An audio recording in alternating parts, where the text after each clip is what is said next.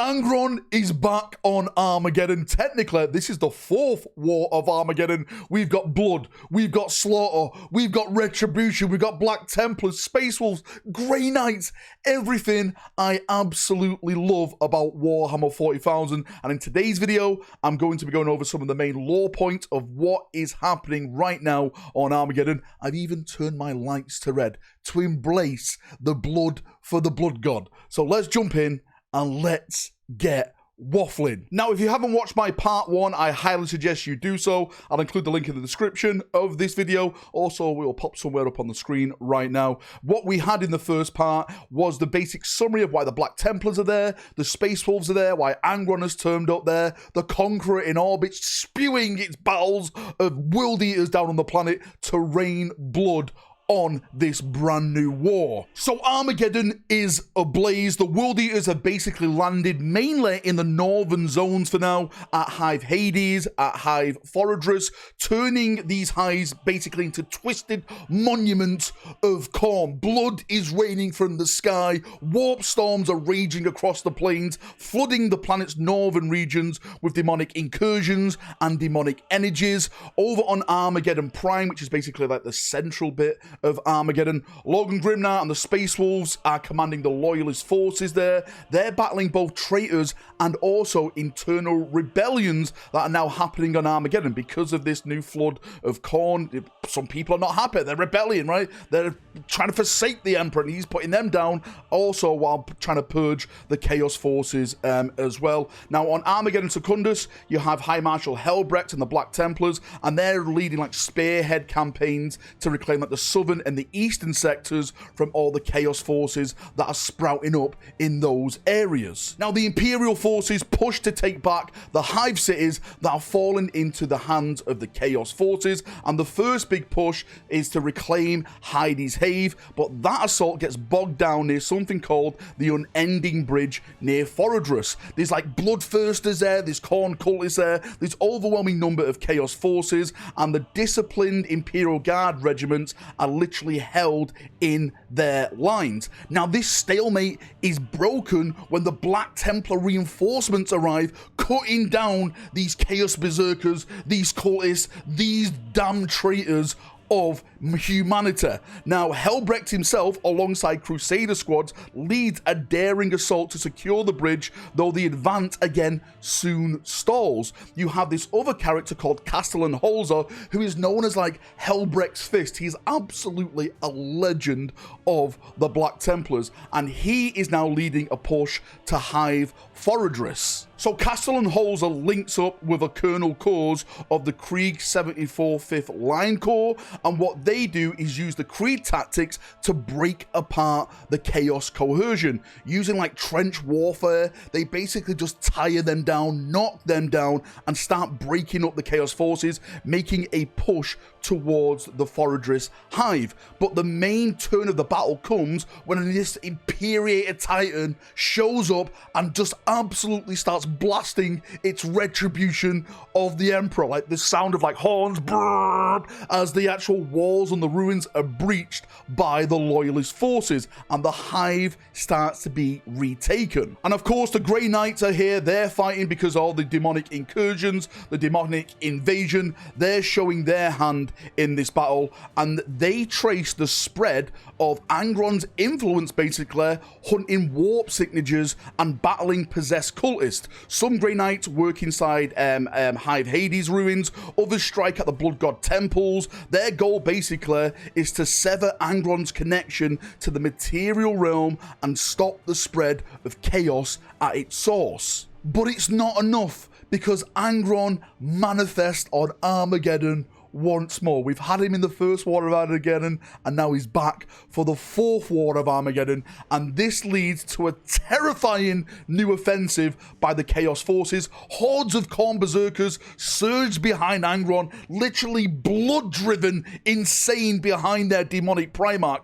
smashing through Imperial lines, forcing the defenders to pull back towards Hive Volcanus. In a desperate defense, Hellsreach rallies the Imperial Guard and other Adeptus the start his chapters, reforming defensive lines around Imperator-aligned Primus, and then retreat into Imperator-aligned Varon as they fall back. He leads a fierce counterattack at the moment of collapse, enabling many survivors to escape to the last Imperial stronghold. Now, what you have to the south now is the 4th Army, and this is made up of the Steel Legion, the Vostrian Firstborn, the Usani Void Scar veterans, and they're preparing a defense across the plains of something called Anafrand, and they are facing constant pressure, not only from Chaos Warbands and demons and everything in between, they're facing pressure from orcs as well. The orcs are getting wild up, they're coming out, they're hitting, they want some of the blood that is being spilled on Armageddon. But the 4th Army is basically, their aim is to hold something called the Mannheim Gap, which, if I'm not mistaken, is a certain gap where a bunch of orc snipers took out a bunch of lions, but we won't talk about that at this point. It's basically one of the few passes that leads through to Volcanus into the mountains, which is now looking to be the last big defense of Imperial forces. With the arrival of Angron now on Armageddon, the Grey Knights of the 5th Brotherhood are now targeting corrupted relics and sites to weaken Angron's hold. They hope by shattering these relics that they can disrupt the Red Angel's manifestation and close the warp rift known as the Red Angel's Gate. This is all the way in the northern part of Armageddon. Though only partially successful, they managed to recover 8 shards of cursed power, preventing them from fueling Angron's rage even further. And with Angron spilling blood everywhere he's going, we have to remember the true hero of Armageddon. And of course, that is Grimaldis, the hero of Hellsreach. The crowd cheers, as if there is only one. The legendary hero of Hellsreach, having once famously defended Hellsreach Hive, Grimaldis now brings the formidable reputation and zeal to inspire those defenders. As the World Eaters descend, Grimaldis helps organize defenses, especially against brutal Khorne Berserker charges and the treacherous orc attacks from the jungles. The Loyalist lines hold the Meridian line for several days, despite overwhelming assaults, pushing back the cultists and traitors. But when the Aurium line collapses under the relentless Khorne onslaught, Loyalists have to then fall back in a last-ditch attempt to save all their equipment, tanks and stuff like that. But then relief arrives unexpectedly when the orcs, who are fighting from the jungle, join the fight and they start attacking Chaos in the rear. It's the orcs with a steel chair out of nowhere. The meme now is true. Now, what you have then is Logan Grimnar leads a trio of Space Wolf detachments, bolstering defenses with Blood Calls and Grey Hunters. A climactic cavalry charge led by Grimnar and his Wolf Guard smashes into a bloodthirster called Zuruk Core, hopefully I'm saying that right, killing the demon and securing the volcanic wall of the northern flank. This is godly. It's like the Ride of the Rohirrim, but with Space Wolves, doggos everywhere, ripping everything apart. It's incredible. Now, while all this is going on, the Grey Knights and their effort against the Chaos forces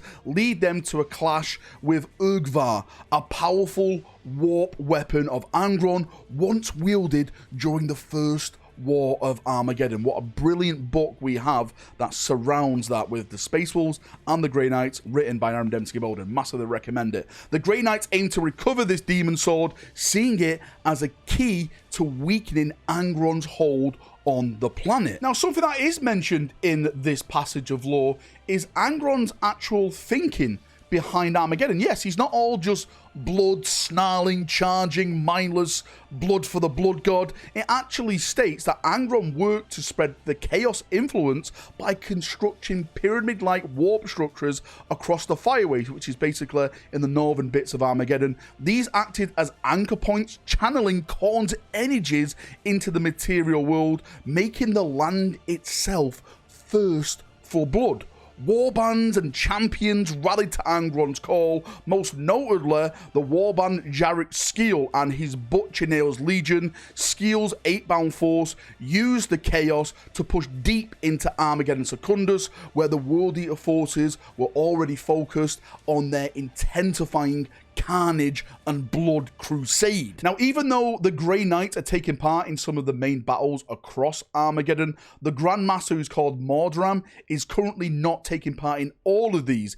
Instead, he's been focusing on cleansing corrupted sites and these psychic anchors. In the jungles where the orcs are, they track down Angron's psychic spore, reaching his primary monolith and enacting a ritual of purification. The librarian Lovric leads the effort, anointing the structure with blood and chanting invocations, while frenzied chaos spawns attack from the jungle out of nowhere. After a fierce fight, the Grey Knights complete the ritual, severing one of the key bindings of Angron's presence on Armageddon, although it's only part of this larger network that Angron's been building. It's marked as a critical strike, though, in the psychic war against Angron, because you have the physical war and you also have the psychic war to dispel this chaos invasion. Now, the Black Templars and High Marshal Helbrecht have had a very, very bad time. The Imperium has been forced to retreat, with Angron descending now on the planet and the forces of chaos literally just burning and pillaging and killing everything in front of them. So High Marshal Helbrecht leads his forces back to Hive Infernus after the fall of Hades' Hive. The land is now basically a blazing inferno of demonic fury. Mortal and demonic forces clash as the skies ripple with warp energy, the ground shatters, and the Armageddon defenders are slaughtered in horrifying numbers. It's only getting worse for Helbrecht and his forces. Now, with the Imperial forces suffering massive losses, Brother Captain Taros of the Grey Knight 5th Brotherhood devises a bold plan. Destroy Angron's physical form by striking at the Diabolus Forge complex. This is an ancient manufactorium buried deep beneath Hive Infernus. This site was corrupted by ancient warp technology, houses massive warp-infused engines and artifacts that Angron is using to anchor his power. The captain's forces infiltrate the forge, battling through booby traps, corrupted servitors, and of course all the chaos constructs and warp entities down there. They navigate a labyrinth of tunnels, avoiding stasis fields and rockfalls, fighting towards the heart of the forge where Angron's power is focused. Meanwhile, of course, Helbrecht rallies the Black Templars to hold the outer defenses to buy time for the Grey Knights to achieve their objectives. The Grey Knights are in the core of this hive, and the Black Templars, they're outside fighting the forces of the World Eaters. This is an absolute last stand now of the Black Templars. If they can change the fate, this is where it can all go the Imperium's way. Now, while all this is going on, Grandmaster Morven Kay of the Grey Knights knows that to truly defeat Angron, they must attack his warp presence, requiring Grey Knights to engage at a both psychic and physical level. While Helbrecht and Grimnar's forces fight a brutal holding action, the Grandmaster moves to execute a banishment ritual. However, Angron is no fool. He's anticipated this move. He leads his forces personally against the Forge complex, smashing through barricades and blastering apart the defenses. The ground quakes under the clash of these titans that are marching to war. Now, as the World Eater's assault intensifies, Angron himself leaps into the fight, splitting open Helbrecht's battle lines. Helbrecht's Black Templars, supported by Logan Grimnar and the Space Wolves, the Sons of Dawn, the Sons of Rust, back to back, are pushed back as Angron cuts down dreadnoughts and space marines alike. The demon primarch, seething with warp fuel power, rampages through the complex. Inside, Captain Tartarus Henderson of the Grey Knights completes the final stages of the banishment ritual. They set up vortex warheads recovered from the complex vaults, designed not to kill Angron directly, but to disrupt his warp manifestation and collapse the corrupted mountain around him. Now, as Captain Taros of the Grey Knights finishes his invocations, the Grey Knights then begin to open fire with their stormbolters, their psi weapons, pouring psychic force into Angron's body. Angron, however, is unshaken by this. He literally shakes it off until the captain reaches for the detonator. The binding circle, as Angron realizes too late, wasn't meant to trap him, but to contain the explosion. The vortex warheads detonate, unleashing an eruption of psychic energy and warp distribution. A bubble of seething energy tears Angron's form apart, collapsing the forge complex in a massive quake. Thousands of both loyalists and heretics are buried alive as the forge mountains split and crumble. Now, even though Angron has been technically banished, this comes at an enormous cost. Only a fraction of the Imperial forces escape this devastation, dragging themselves back to the relative safety of Hive Infernus. The final outcome of the war now hinges on whenever the Imperium's allies can secure victory in the north, the Fire Wastes. Now, while most battles and massive engagements happened on Armageddon Prime and Secundus, the Fire Wastes became the critical front. Before the World Eaters even arrived on the planet, Loyalist forces were there fighting off demonic incursions. The Imperial Guard and forces of the Space Marines started to gather units. They launched a campaign from the Phoenix Island, aiming to clear the shores of the Fire Wastes, purging scattered Chaos forces, and retake certain starports. Initial landings, spearheaded by the Grandmaster of the Grey Knights and Flintai of the Space Wolves, pushed into the Ranus mines. Loyalist infantry advanced inland, braving irradiated storms, mutant hordes, and fortified Chaos positions, included corrupted penal legions and the Hadean Hounds and the Iscarian cultists. Now, the key to the Chaos defenses was something called the Red Angel's Gate. This is basically the main warp beacon on the planet, just absolutely causing all these shenanigans. This is a towering warp-twisted monolith anchoring Angron's power across the Fire Wastes. To weaken it, the Grey Knights struck at psychic nodes, while the Black Templars and Space Wolves assaulted something called the Brazen Citadel, a massive stronghold of brass and corrupted stone guarded by traitor forces and these massive towering walls. Holzer of the Black Templar led a full frontal assault, supported by Space Marine dreadnoughts, Imperial Guard artillery, and mechanized divisions. They pushed to within 100 yards of the citadel despite deadly resistance. Meanwhile, the Grey Knights deployed behind the enemy lines using teleportation, dousing structures with holy water and destroying their warp anchors before calling in orbital strikes to finish the job. Now, one of the most horrific strongholds in the Fire Wastes was the Gore Beacon. This pyramid-sized black rock soaked in blood and crowned with spikes. Toxic fumes and demonic carvings were all over it. Striborn Flintai of the Space Wolves led an assault, guiding the Space Wolves and the Death Corps through the treacherous black lung tar pits that surrounded it. The environment was nightmarish, burning gas vents, blood-filled bubbles, sticky warp corruption, and lurking demons ready to attack. The Wolf Scouts and the Fenrisian Wolves helped the infantry navigate the treacherous terrain, but many were still lost to toxic fumes or ambushes by cultists and the Chaos Demon engines. Inside the Gore Beacon, the Grey Knights began their rituals of banishment, but the Chaos Champion, Jarrett Skeel, and his 8-brown burst from the warp to stop them, engaging the Grey Knights in brutal melee combat. Flintai of the Space Wolves and his Wolf Guard saw this and charged to support to aid their Grey Knight brethren, battling Skeel in a savage duel. In the heart of all this carnage, Flintai delivered the killing blow to the Chaos Champion, striking him down, even as himself was also struck down and fell in battle. With Skeel's death, the Grey Knight completed their work. The Gore Beacon cracked and splitted, releasing a surge of empiric energy. As the monolith erupted, the Grey Knights teleported out in a flash, and the entire structure exploded, shattering the surrounding regions and unleashing earthquakes across the Fire Wastes. Though the Gore Beacon was destroyed and the Red Angel's Gate flickered at the brink of collapse, Angron's hold on Armageddon was only weakened, but not broken.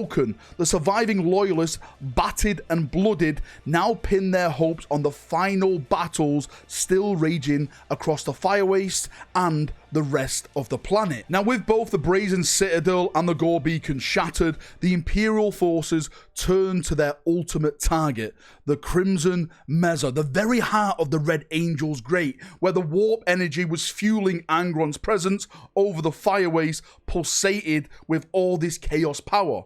The Grandmaster of the Grey Knights led the final push alongside Holz's Black Templars and Flint Eye's Space Wolves. Their journey towards the Crimson Mesa was brutal as the landscape itself warped reality. Mutants, traitor warbands, demonic entities poured from bunkers and hidden strongholds, meeting the Imperials with deadly resistance with every step they took. The Death Corps artillery and the Imperial Guard armor pounded the defense ridges, but traitor forces emerged again and again, forcing the Loyalists into vicious close-quarter combat. Space Marines led charges, blasting through bunkers and exterminating cultist positions, while the Grey Knights advanced steadily, slaying the most powerful demonic and warp-mutated foes. Now, the Crimson Mesa summit was ridged by massive defenses, from thick mutant ranks to possessed world eaters. The terrain was treacherous, there was cracked rocks, shifting warp anomalies,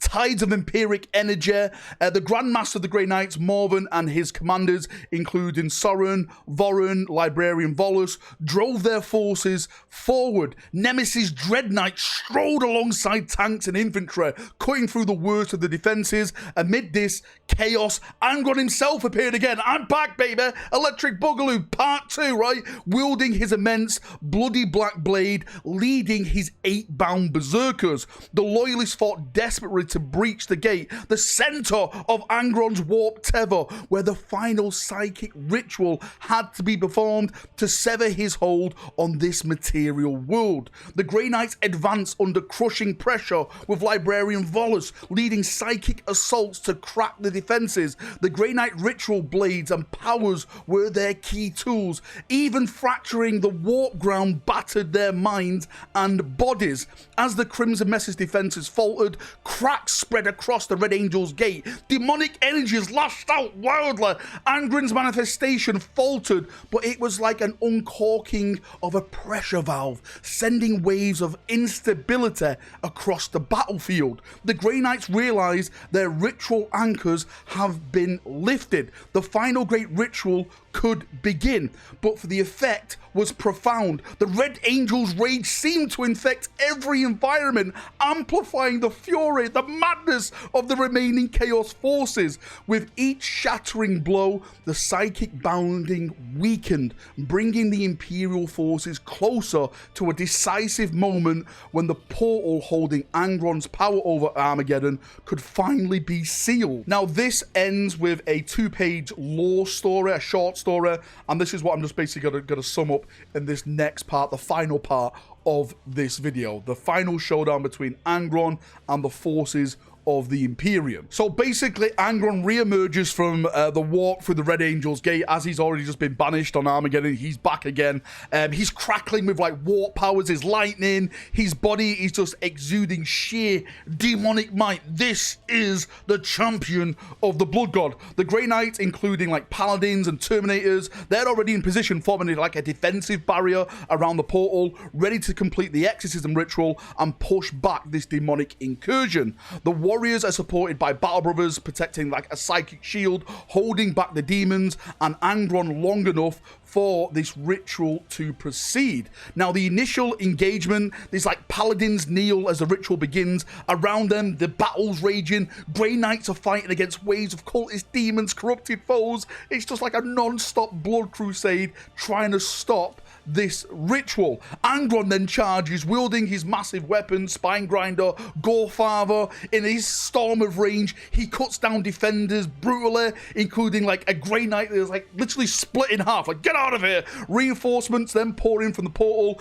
There's Bloodletters, Blood Crushers, Terminators of Khorne. Give us the models, GW. This is intensifying all this onslaught. The Grey Knights then counter. The Grandmaster leads a counter strike with Brother Voren and Gorn, pushing the force to face Angron directly. Heavy firepower from Dread Knight helped suppress the tide of these demonic forces, including psychic beams and volley fires that temply drive all these demons back and lets the Grey Knights advance a little bit more. And then we have like this climatic duel, the exorcism ritual progress, requiring protection, because of course they're trying to stop this thing as a summoning site grows increasingly unstable. A psychic shield flickers as Angron breaks through the defenders. One by one, the Battle Brothers are slain. Now the Grand Master of the Grey Knight, Morven, gives the command to focus fire on Angron to buy time, while Dread Knights try to hold back reinforcements. Now Angron sees the Grand Master and he battles his way towards him, slaying warriors and anything that's basically in front of him with his just like absolute bloodlust. There's a violent duel then ensues between Angron and the Grand Master, Morven using every ounce of his psychic might and martial prowess to hold off this demonic primarch. Despite his like grievous wounds, he's taking a beating. He's left in the ring, throwing the damn towel. Someone shouting. Morven lands a powerful blow with his force mace, even managing to stab Angron with his nemesis blade. By the way, if you don't know, Morven's in his own little Dread Knight suit. He's a beat bot robot, so he's got like that kind of force to take on, well, I say force to take on Angron. He's got his suit, which can make him kind of go toe-to-toe without being completely crushed in a second. The ritual reaches basically its main crest, creating an explosion of a psychic force that then banishes Angron back into the warp, but at tremendous cost, because Morven of the Grey Knight and Angron vanish together in a final psychic detonation, locked in combat. "You will die, heretic, and I will send you there," as Morven shouts. Well, officer, that's what I think he's going to say. The gate is sealed, at least temporarily, and the demon hordes are displaced. The battlefield is strewn with dead, and although the immediate threat has ended, the cost is high. The Imperial forces have been absolutely battered, but of course, the war for Armageddon continues, and the Imperium has only won a brief respite. And there we go. That is the brief overview of all the lore that is in that book. I recommend people go and buy it. There's so much more in there. Again, I've just covered like just the overview of some of the main cool points in there, but it has some great stories, has some great battles in there. If you're a fan of Grey Knights, if you're a fan of Black Templars, World Eaters, Space Wolves, I definitely recommend to go out and buy this. Again, there's a bunch of rules in the back there to do Crusade stuff in and play with. Final thoughts for me. I loved it. I love the Grey Knights. I love the Black Templars. I love the World Eaters at Angron. You know, those are massive factions that I absolutely love. I'm a huge fan of. The Space Wolves, they played their part. They did some incredible stuff in there. I'm going to say right now, I'm sure there's going to be a couple of salty World Eaters. And I get it. You know, Angron banished again. Is Angron ever going to get a win? First it was a lion, and now it's the 5th Grand Master of the Grey Knights. Sending him back to Clowntown. So, I don't know. I'll leave that with you chaps. I definitely think, though, it's not over. This is just part 1. The orcs are coming. The demons, the Chaos Forces may be put in their place for now, but trust me, the green tide is coming, brothers, and that is the true bloody war. Thanks for coming. Thanks for watching. Got any thoughts and feedback? Post it down below. And have a nice little chin wag down there, as we always do. See you now. Have a great day, and bye-bye.